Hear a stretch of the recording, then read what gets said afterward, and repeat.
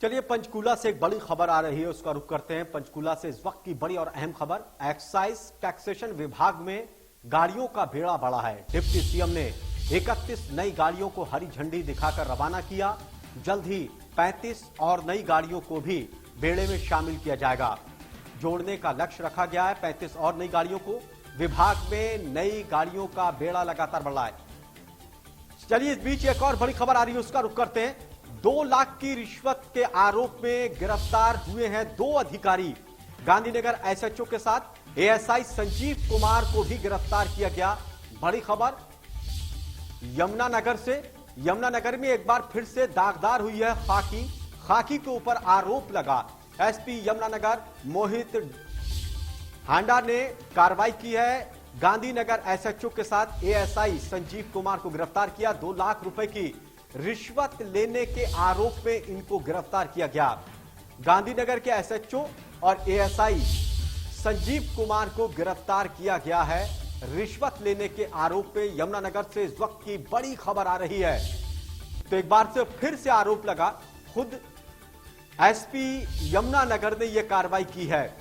रिश्वत का आरोप लगा कि 2 लाख रुपए इन्होंने रिश्वत ली थी किसी मामले को लेकर, और जिसके चलते यह कार्रवाई एसपी के द्वारा की गई है।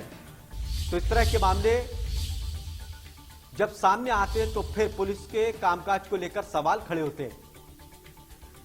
देवीदास शारदा ज्यादा जानकारी के साथ यमुनानगर से हमारे संवाददाता फोन लाइन पर जुड़ गए। देवीदास, किस मामले को लेकर रिश्वत ली गई थी, क्या आरोप है?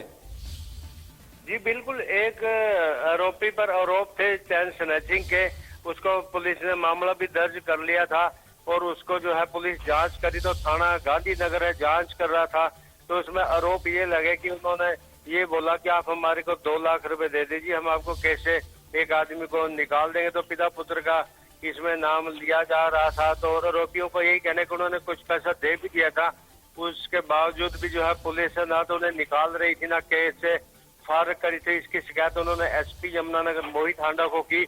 मोहित हांडा ने जब इसकी जांच कराई तो उनको जो तथ्य सही पाए तो उन्होंने जो है अपनी टीम को सीआईए को आदेश दिए कि आप तुरंत जाइए और कार्रवाई कीजिए। जो सीआईए की टीम थी तो सिटी यमुनानगर में करप्शन पीसी एक्ट 7 को लेकर मामला दर्ज किया गया। तो उसको जो एसएचओ तो गांधीनगर सुभाष है उसको गिरफ्तार कर लिया और उस केस का जो आईओ संजीव कुमार थे उसको गिरफ्तार कर लिया। वहीं एसपी मोहित हांडा ने जानकारी देते हुए बताया कि इस केस की जो इन्वेस्टिगेशन है आगे जो नई आईपीएस अधिकारी हैं गुरलीन कौर वो करेंगे। जो भी फॉलो अप रहेगा केस को लेकर वही करेंगे। अब जो आरोपी हैं इनको कोर्ट में पेश किया जाएगा और कोर्ट में पेश करने के बाद जो है फर्दर जो भी प्रोसीडिंग है वो चलेगी।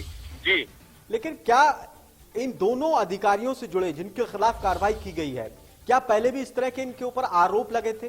क्या रिश्वत के मामले में पहले भी संलिप्त थे? क्या इनका बैकग्राउंड है? जी बिल्कुल, अभी तक तो ऐसा कोई मामला सामने नहीं आया कि इनकी पहली बैकग्राउंड क्या है। क्योंकि जब भी किसी अधिकारी की ऑनेस्टी डाउटफुल हो जाती है तो उसकी जो एसीआर में लिख दिया जाता है तो वो सेंसिटिव सीट पर काम नहीं करेगा।